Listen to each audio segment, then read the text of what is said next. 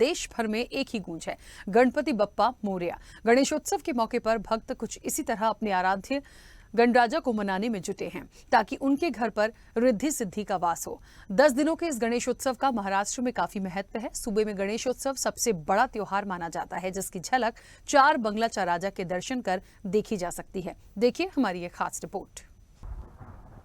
अब तक आपने मुंबई के बहुत ही भव्य पंडालों के दर्शन किए होंगे, जहां पे बहुत ही शानदार मूर्तियां आपने देखी होंगी, पर आज हम आए हैं अंधेरी में स्थित 4 बंगला राजा में, जहां पर आप देखेंगे कि गणपति बप्पा की मूर्ति को कितने भव्य तरीके से बनाया गया है और सजाया गया है। ये मूर्ति न तो केवल भव्य है, साथ ही में ये बहुत ही मनमोहक और हृदय स्पर्शी है। आप देख सकते हैं कि यहाँ के थीम को वृंदावन से प्रेरित होकर बनाया गया है और इनकी मूर्ति को कृष्ण जी का रूप दिया गया है। साथ ही में राधा रानी भी विराजित हैं।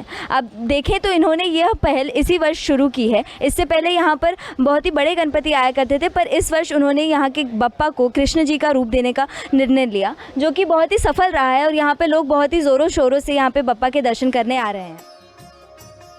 अनंत चतुर्दशी से लोगों के घरों में गजानन का प्रवेश हो चुका है। 10 दिन तक शिव पार्वती नंदन भक्तों की मुराद सुनने को आ चुके हैं।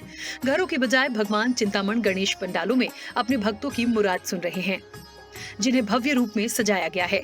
इसी में एक नाम आता है मुंबई के प्रसिद्ध 4 बंगला राजा का, जिसकी स्थापना 1993 में हुई थी।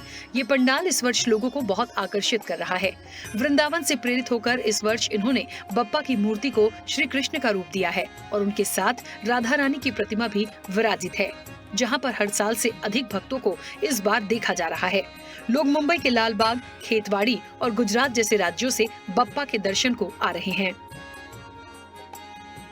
4 बंगला राजा को इस वर्ष 32 वर्ष हो चुके हैं और आप देख सकते हैं कि जिस तरह से उन्होंने इस वर्ष वृंदावन से प्रेरित होकर जो पूरी सजावट की है, उसके बारे में हम यहाँ के कार्यकर्ता श्री त्रिलोचन जी से बात करते हैं और जानते हैं। तो हम देख सकते हैं कि जो यहाँ का इस साल का आपका थीम है, वो क्या चीज़ को सोचकर बनाया गया है? इस बार का जो थीम हमारा वृंदावन का थीम है, तो हमने राधा रानी और कृष्ण जी को यहाँ पे विराजमान किया है गणपति जी के रूप में।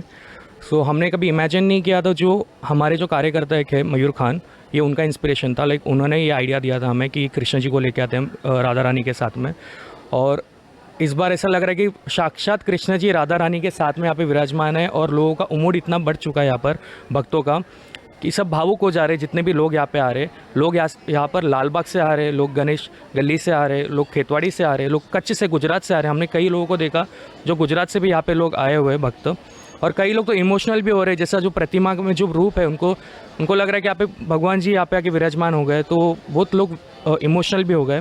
जैसे मैं खुद यहाँ पे, मैं यूरोप में रहता हूँ, I am a professional chef, तो मैं खुद यहाँ पे गणेश चतुर्थी के लिए आया हूँ और बोलते ना इस बार मेरा वर्थ हो गया यहाँ पे आना।